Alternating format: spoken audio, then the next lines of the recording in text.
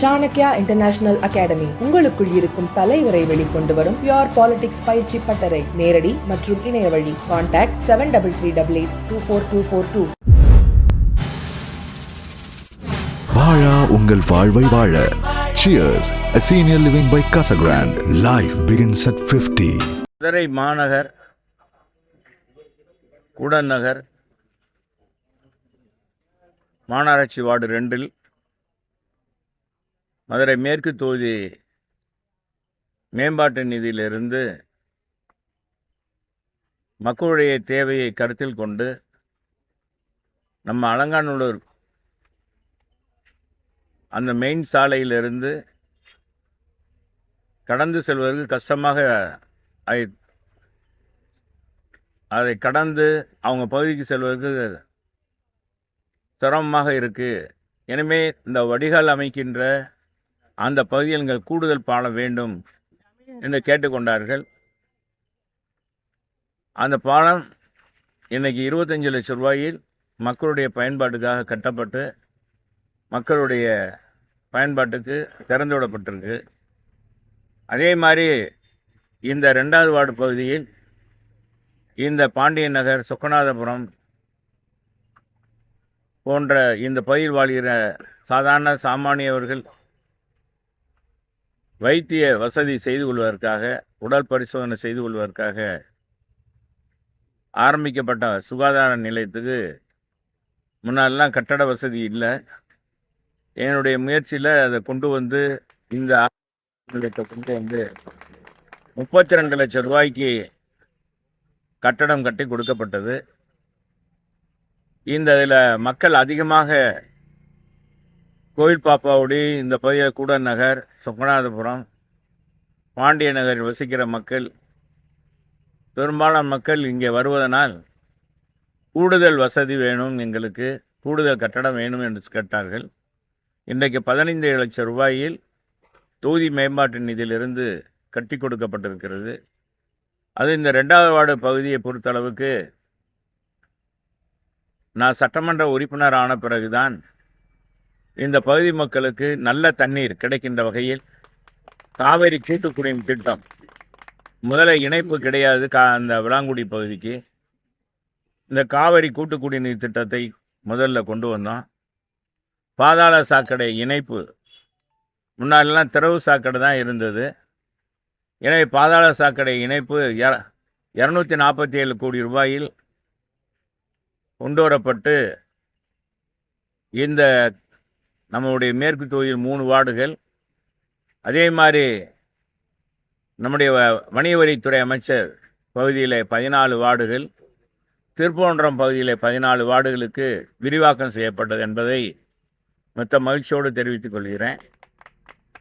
அது மட்டுமல்ல, கூடுதலாக இந்த பகுதி மக்களுக்கு 24 மணி நேரமும் தங்குதடையின்றி குடிநீர் கிடைப்பதற்காக முல்லை பெரியார் கூட்டு குடிநீர் திட்டத்தை இந்த பகுதிக்கு விரிவாக்கம் செய்கின்ற வகையில் இங்கே ரேஷன் கடை, பல்வேறு பணிகள் விளாங்குடி பகுதியில் ஏற்பாடு செய்து, கூடன் நகர், விளாங்குடி பகுதியில் பல்வேறு பணிகளை, அதே மாதிரி இங்கே கூடுதலாக பாலம், பாண்டிய நகரை இணைக்கின்ற வகையில் பாலம் கட்டி கொடுத்துருக்கோம் 30 லட்சம் ரூபாயில்.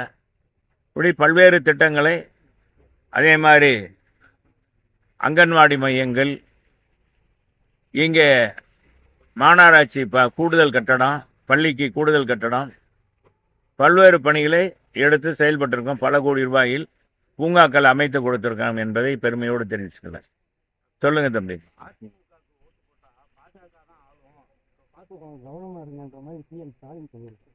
அவர் மாண்பு முதலமைச்சர் பயத்தில் ஏதோ பேசுகிறார். இன்னைக்கு பார்த்தீங்கன்னா அவர் இன்னைக்கு கூட ஒரு விளம்பரம் போட்டிருக்கார். முழுமையாக அவங்க ஆட்சியில் என்னென்ன செஞ்சுருக்கன்ற மாதிரி ஒரு நடக்காத நிகழ்வுகள்லாம் சொல்லியிருக்காரு. இன்னைக்கு நடைபயணம் வருகின்ற புரட்சி புயல் அண்ணன் வைகோ அவர்களே இந்த ஆட்சியினுடைய அவலங்களை அவரே சொல்லிவிட்டார். கூட்டணியில் இருந்தாலும் தவறுதலாக அவர் என்ன சொல்கிறாருன்னா, நடைபயணத்தில் நாங்கள் சொன்ன அத்தனையும் உண்மை என்றதை அவரும் வழிமொழிந்திருக்கிறார். போதை கலாச்சாரம் தமிழகத்தை சீரழித்து விட்டது. தமிழகமே அழிந்து விட்டது. பள்ளி கல்லூரி அருகாமையில் மாணவர்களுக்கு விதவிதமான போதைகள் கொடுக்கப்படுகிறது. எதிர்காலமே கேள்விக்குறியாக இருக்கிறது. சட்ட ஒழுங்கு மோசமாக இருக்கு. நான் முதலமைச்சரை நேரில் சந்திக்கும் போது இதை வலியுறுத்துவேன். இந்த போதை கலாச்சாரத்துக்கு முடிவு கட்ட வேண்டும். கடுமையான தண்டனை கொடுக்க வேண்டும். யார் போதை விற்றாலும் பயன்படுத்தினாலும் அவர்களுக்கு கடுமையான தண்டனை கொடுக்க வேண்டும் என்று அவரே குறிப்பிட்டு சொல்லியிருக்கார். 10 ஆண்டுகள் சிறை, 7 ஆண்டுகள் சிறை என்று அண்ணன் வைகோவே சொல்லியிருக்கிறார். என்றால் அந்த கூட்டணியில் தோழமையாக இருக்கிற இன்னைக்கு மாண்புமிகு முதலமைச்சராக இருக்கிற ஸ்டாலினை மீண்டும் முதலமைச்சர் ஆக்கணும்னு பயணம்லாம் மேற்கொண்டிருக்கின்ற வைகோவே இன்னைக்கு மனதில் இருக்கிறதை அப்படியே சொல்லிவிட்டார். எங்கள் மாண்புமிகு முதலமைச்சர், எங்களுடைய கழக பொதுச் செயலாளர் முன்னாள் முதலமைச்சர் அண்ணன் எடப்பாடியார் சொன்னதை போல அவரும் சொல்லியிருக்கிறார். ஆக நாட்டில் என்ன நடக்குது, எவ்வளோ மோசமான நிர்வாக சீர்கேடு நடக்குது என்பதற்கு எடுத்துக்காட்டு. வேற என்ன சொல்லுங்க? அதிமுக கூட்டணிக்குள்ள டிடிவி ஓபிஎஸ் கொண்டு வரணுங்கிறது தான் அமித்ஷாவுடைய அழுத்தமா இருக்கா? அதெல்லாம் பொதுச் செயலாளருக்கு தாங்க தெரியும். நீங்கள் நமக்கு எப்படி தெரியும்? இதை நீங்கள் பத்திரிகையிலையும் ஊடகங்களையும் உங்களுடைய ஆசையில் உங்களுடைய இதை தெரிவிக்கிறீங்க. அதுக்கு நாங்கள் பொறுப்பில்ல. பொதுச் செயலாளரை பார்த்து முடிவு பண்ணுறது தான். அது நீங்களாக ஊடகங்களை இல்லாததெல்லாம் போட்டு நாளைக்கு அவங்கெல்லாம் சேரலைன்னு அப்படி போடுவீங்க. அப்புறம் சேர்ந்தாங்க புதிதாக கூட்டணி சேர்ந்தாங்கன்னு போடுவீங்க. ஏதாச்சும் ஒன்றை சொல்லி ஏதாச்சும் ஒன்று இது பண்ணுவீங்க. அதனால் அதெல்லாம் பொதுச் செயலாளருக்கு தான் முடிவு. பொதுச் செயலாளர் பார்த்துக்குருவார் எல்லாம். இப்போ எங்களை பொறுத்தளவுக்கு கட்சி பணியே செய்ய சொல்லியிருக்கிறாரு. எஸ்ஐஆர் பணியில் முழுமையாக ஈடுபட சொல்லியிருக்காரு. ஈடுபட்டிருக்கோம். அதில் ஈடுபட்டு கொண்டு இருக்கிறோம். கட்சி வளர்ச்சிக்கு அடுத்த 2026 அதிகமான வாக்கு வித்தியாசத்தில் அதிமுக சட்டமன்ற உறுப்பினர்கள் வெற்றி பெற்று வரணும். மக்கள் இன்றைக்கு கொதிப்பில் இருக்காங்க, குமுறி கொண்டு இருக்காங்க. குமுறலை பார்க்க முடியுது. அவங்கள நேரில் சந்திக்கும் போது இந்த ஆட்சியை அகற்றணும், விரைவாக அகற்றணுன்றதில்ல. எங்களை காட்டிலும் இன்னைக்கு எதிர்கட்சியாக இருக்கிற எல்லா காட்டிலும் இன்னைக்கு மக்களே அந்த முடிவில் இருக்காங்க. இதுலேயும் கூடுதலாக என்ன சொல்லணும்னா, அதில் இருக்க காங்கிரஸுடைய தமிழ்நாட்டுடைய பொறுப்பாளர் பிரவீன் சக்கரவர்த்தி அவரே சொல்கிறார், எங்களுக்கு ஆட்சி அதிகாரத்தில் பங்கு கேட்பதில் என்ன நியாயம், என்ன தவறு? 60 ஆண்டுகள் நாங்கள் ஆட்சியில், எங்களுக்கு ஆட்சி தரணும், ஆட்சியில் பங்கு கொடுக்கணும், கூடுதல் சீட்டு கொடுக்கணும். நாங்கள் ஏன் வேறு கட்சியோட பேசக்கூடாது, எங்களை யார் தடுக்கிறது அப்படின்னு எல்லாம் இன்னைக்கு சொல்ல ஆரம்பிச்சிட்டாங்க. திமுக வலுவாக இருந்தால் இந்த மாதிரி யாராச்சும் சொல்லுவாங்களா? திமுகவை பொறுப்புக்கும் வலுவளர்ந்து இருக்கு. இன்னைக்கு தமிழ்நாட்டில் முதன்மையான பெரிய கட்சி எதுன்னா அதிமுக மட்டும்தான். அதனால தான் அதிமுகவோட கூட்டணி சேர்க்கறதுக்கு யார் வரணும், யார் சேர்க்கணுன்றத இதில் எங்கள் பொதுச் செயலாளர் முடிவெடுக்கிறார். இதில் அமித்ஷா சொல்கிறார் பாரதிய ஜனதாவுக்கு அடிமை அப்படின்லாம் சொல்கிறதெல்லாம் நீங்களாம் கற்பனையில் இருந்தீங்கன்னா அதுக்கு நாங்கள் பதில் சொல்லலை. எங்கள் பொதுச் செயலாளரே பதில் சொல்லிவிட்டார். டெல்லிக்கு போகிறதுனால அப்படி இல்லை, பல கோரிக்கை. இப்போ 4 லட்சம் கோடி, இந்த 4 லட்சம் கோடி கொள்ளையடிக்கப்பட்டிருக்கு இந்த 4 ஆண்டுகளில் அப்படின்னு கவர்னர்கிட்ட ஆளுநர்கிட்ட மனு கொடுத்துருக்கார். அதே அந்த மனுவை கொண்டு போய் உள்ளாட்சி நம்முடைய உள்துறை அமைச்சரிடம் கொடுக்க போயிருக்கிறார். ஏன்னா இது கொடுக்க போகிறதுல என்ன தப்பு? அதே மாதிரி 125 நாள் இந்த மக்களுக்கு அது கிராமப்புற வேலைவாய்ப்பு, அந்த கிராமப்புற வேலைவாய்ப்பை 125 நாளாக உயர்த்தி கொடுக்கணும்னு நம்ம ஆனால் எடப்பாடியார் தான் வேண்டுகோள் வைத்தார். அதை நிறைவேற்றி கொடுத்துருக்க மோடிஜிக்கு, உள்துறை அமைச்சருக்கு நன்றி தெரிவிக்கவும் போயிருக்கிறார்.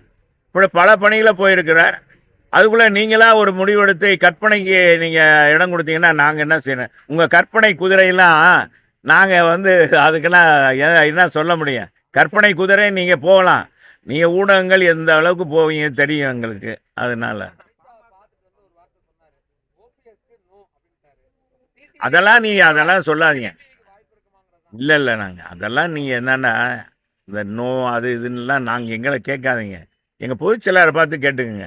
எங்களை பொறுத்தளவுக்கு வேறு களப்பணி என்னன்னு சொல்லுங்கள், நாங்கள் சொல்கிறோம். இப்போ மதுரையை பொறுத்தளவுக்கு என்ன அப்படின்னா அது வந்து அமமுக கூட ஓகே ஓபிஎஸ் சேர்க்கவே மாட்டேன் அப்படின்ற மாதிரி ஸ்ட்ராங்கா இருக்காங்க அப்படின்னு தான் சொல்லுங்க. அதெல்லாம் நமக்கு தெரியாதுங்க, நீங்களாக தான் சொல்கிறீங்க, நீங்களாக பேசிக்கிங்க. அது நமக்கு ஒன்றும் தெரியல. அது எங்கள் பொதுச் செயலாளர் வந்தால் தான் எங்கள் பேசுவார். பொதுச் செயலாளரை பார்க்கும்போது தான் அது தெரியும். அதெல்லாம் எந்த நெருக்கடியும் ஏங்க ஜனநாயகம் அப்படின்லாம் பார்த்தீங்கன்னா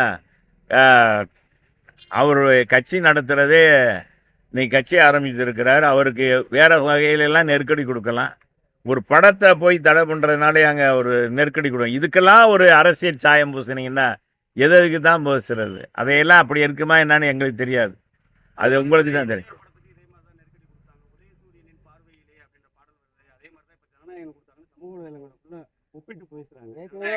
அது வந்து அது தணிக்கைத்துறைங்க, தணிக்கைத்துறை. அப்போ இருந்த சூழ்நிலை வேற.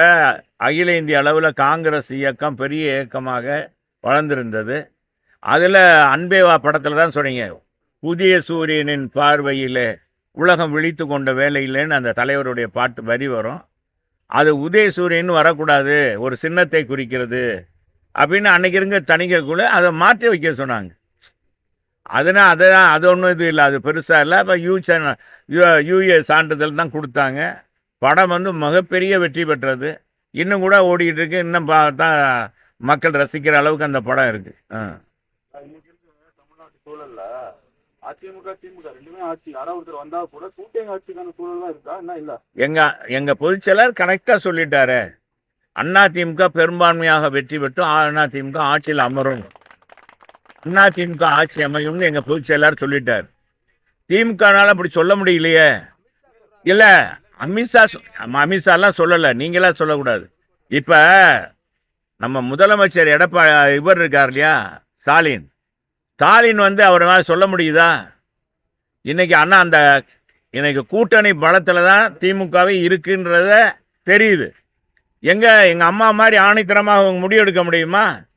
2016 தான் கொண்டு வந்த திட்டங்களை பார்த்து மக்கள் ஓட்டு போட்டால் போதும், நான் யாரு கூட கூட்டணி வைக்க விரும்பலை, 234 தொகுதியிலும் அதிமுக வெற்றி பெறும்னு சொல்லி அம்மா அன்னைக்கு நின்றாங்க. நான் கேட்குறேன், இப்போ இத்தனை விளம்பரம் கொடுக்குறீங்க, மறுமலர்ச்சியே ஏற்பட்டுருச்சு தமிழகத்தில். அதை பார்த்தா அவங்க விளம்பரத்தை பார்த்தா அப்பா தமிழகத்தில் பாலாரும் தேனாரும் ஓடுவது போல, பாலாரும் தேனாரும் பெருகி ஓடுவதை போல இந்தியாவிலே தமிழகம்தான் மக்கள் சுபிட்சமாக அமைதியாக, பெண்கள் எல்லாம் பாதுகாப்பாக, காவல்துறையெல்லாம் பாதுகாப்பாக, காவல்துறையை பார்த்தா ரவுடிகள்லாம் ஓடுற மாதிரி அப்படின்னு தோணும். அது மாதிரி இருக்கா? எங்க அந்த மாதிரி இல்லையே. அவர் நம்ம முதலமைச்சராக தான் இன்னைக்கு கூட விளம்பரத்தில் அவருக்கு இதில் வந்திருக்கு விளம்பரம். அவராக தன்னை பற்றி தான் பெருமையாக பேசுகிறார். யார்? மக்கள் பேசணும், சாதாரண மக்கள் பேசணுங்க, ஏழை எளிய மக்கள் பேசணும். இந்த ஆட்சி அற்புதமான ஆட்சி, மாணவர்கள் சொல்லணும், சொல்லி கொடுத்து சொல்கிறது இல்லை ஊடகத்தில், அவங்களா சொல்லணும். இப்போ நான் சொன்னேன், வைகோ சொன்னேன், அதே மாதிரி இந்த பிரவீன் சக்கரவர்த்தி சொல்கிறாரு, ஏன் நாங்கள் வேறு கட்சியோட பார்க்கக்கூடாதா, தலைவரை பார்க்கக்கூடாதான்னு சொல்கிறாரு. அப்படின்னா என்ன அர்த்தம்? அதுக்கு என்ன பதில் சொல்கிறாங்களா? திமுகலேருந்து பதில் சொல்லுவாங்களா? யாரும் வேணாப்பா, காங்கிரஸ் வேணாம், எந்த கட்சி வேணாம், நாங்கள் திமுகவா நாங்கள் தனித்து நிற்கிறோம் அப்படின்னு சொல்லுங்க. திமுக நாங்கள் தான் ஏற்கனவே சொல்லி நின்றுருக்கோம்ல, நாங்கள் தான் ஆட்சியில், இப்போ ஆட்சியில் இல்லை ஆட்சியில் இருக்கு. இப்போ ஆட்சியில் அதை செய்தோம், இதை செய்தோம், யானையை செய்தோம், பூனையை செய்தோன்னு சொல்கிற திமுக என்ன செஞ்சுருக்காங்கன்னு அவங்க செஞ்சதை வெளிக்காமிக்கணும். என்னண்ணா சொல்கிறீங்க? நில்லுங்க, தைரியம் இருந்தால் நில்லுங்களேன். எதுக்கு போய் எல்லா கூட்டணியும் போய் வளைச்சு பேசிக்கிட்டே இருக்கீங்க?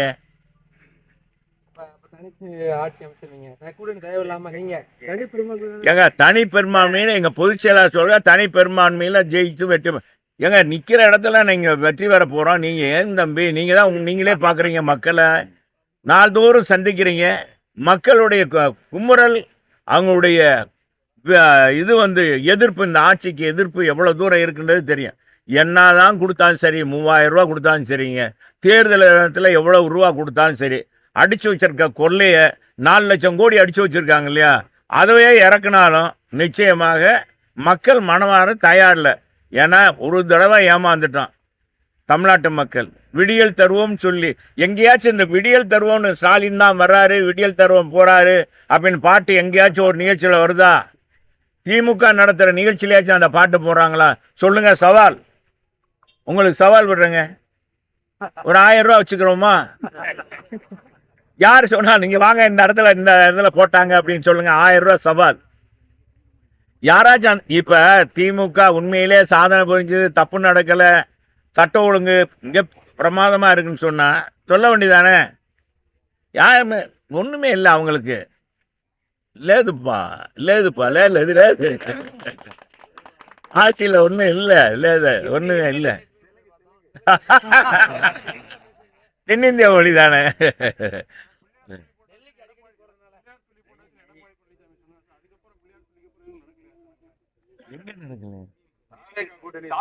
ஆனால் எங்க கூட்டணியை பற்றி பொதுச் செயலாட்ட கேளுங்க. கூட்டணியை பற்றியெல்லாம் எங்களுக்கு தெரியாது தலைவா. என்ன பேசுவாங்க என்ன இதுன்னு தெரியாது.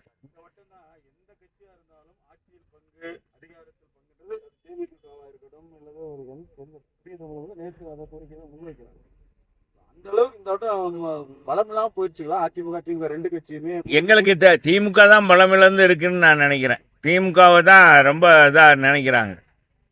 அவங்க தான் அதில் தான் இப்போ நிறைய பெரிய பெரிய கட்சியெல்லாம் அதான் அது இது பண்ணுறாங்க. எங்கள் இதில் நாங்கள் இன்னும் யாரையும் கூட்டணி அப்படி இப்படிலாம் பேசி அவங்க எங்கள் கூட்டணி வந்த பிறகு இதெல்லாம் கேட்குறாங்கன்னு யாருமே சொல்ல முடியாது. எங்கிட்ட வந்தவங்க யாருமே அதை பற்றியெல்லாம் பேசலை.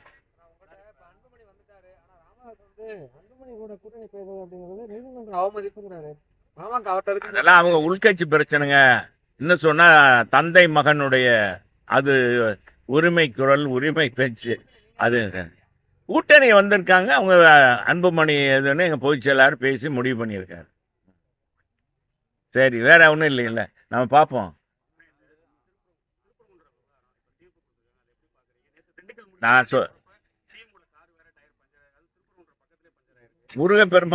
முருகப்பெருமானுக்கு சக்தி அதிகம்னு நினைக்கிறேன். சொல்லுவாங்க முருகப்பெருமானுக்கு சக்தி அதிகம். அந்த முருகனுக்கே ரொம்ப இது பண்ணதுனால, விமர்சனம் பண்ணதுனால, ஒருவேளை முருகப்பெருமான் எதுவும் இது பண்ணிட்டாரா எனக்கு தெரியாதப்பா. ராஜ் இந்த மாதிரிலாம் சொன்னார், நீங்கள் ஓட்டிடுவீங்க. அது இல்லை, பொதுவாக வந்துங்க நீதிமன்றத்துடைய தீர்ப்பை தான் நாங்கள் நிறைவேற்றணும்னு சொல்கிறோமே ஒழிய, எங்களுக்கு இது பண்ணணும், இந்த சமுதாயம் வேணும், அந்த மதம் இந்த மதம்லாம் கிடையாது. அதிமுக பொறுத்தளவுக்கு மதசார்பற்ற எங்களுடைய இயக்கம் எங்கள் ஆதி காலத்திலேருந்து இந்த கட்சி இருக்குது. எங்கள் பொதுச் செயலாளர் என்ன சொன்னார்? நீதிமன்றத்தினுடைய தீர்ப்பை மதிக்கணும். அதைத்தான் நாங்கள் சொல்கிறோம். இப்போ 3 தடவை இந்த கோர்ட்டு போயிடுச்சு. இதை கோர்ட்டில் போய் 3 எல்லா நீதிபதிகளும் அது இது பண்ணிக்கலாம், தீபம் ஏற்றலாம், தவறில்லை. ஒரு அமைப்பே இது இல்லாததை அதுவும் கடுமையாக சாடியிருக்கிறார்கள் நீதி அரசர்கள். இந்த அரசாங்கமே 2 சமுதாயத்திடையே தூண்டி விடுகிறது. 2 மத பூசல், இந்த மத பூசல் வரணும், பதட்டம் வரணும்னு நினைக்குது. இப்படிப்பட்ட அரசாங்கம் இருக்கணுமா அப்படின்னு அவங்களே கேட்டிருக்காங்க. நாங்கள் கேட்கறக்கால் நீதி அரசரே கேட்டுட்டார்.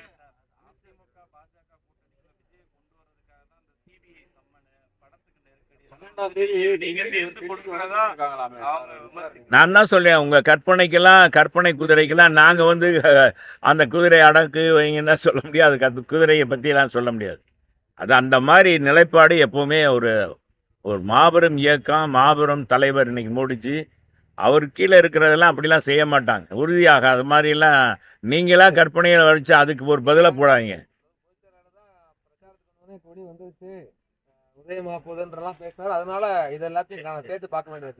யாரையும் வற்புறுத்தி சேர்க்க முடியாது தலைவா.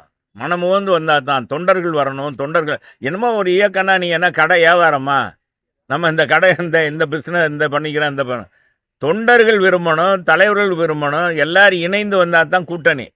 அப்போ தான் தேர்தலில் சந்திக்க முடியும் ஒரு முனையத்தோடு. நீங்கள் நினைக்கிற மாதிரிலாம் ஒரு கூட்டணியை பற்றி கொச்சைப்படுத்தாதீங்க. அதுக்காக இப்படிலாம் செய்வாங்க அப்படி செய்வாங்கலாம் செய்யலாம். அதெல்லாம் ஊடகங்கள் எதுவும் அது மாதிரிலாம் போகக்கூடாது. சரி, வாங்க, ரொம்ப நன்றி. விஜய் பார்த்து இன்னும் பயப்படல நீங்க இப்போ தைரியம் ஐயா, யாரை பார்த்து அதிமுக பார்த்தது? யாரை? எமனையே பார்த்தவங்க நாங்க. குண்டவே தொண்டையில வச்சு டாட்டா காட்டிய அந்த வரலாறு எங்களுக்கு தான் உண்டு. எங்க தலைவனுக்கு உண்டு, எங்க இயக்கத்துக்கு உண்டு. அதனால எந்த காலத்திலையும் யாருக்கும் எப்பவுமே அடிபணிந்து போனது கிடையாது.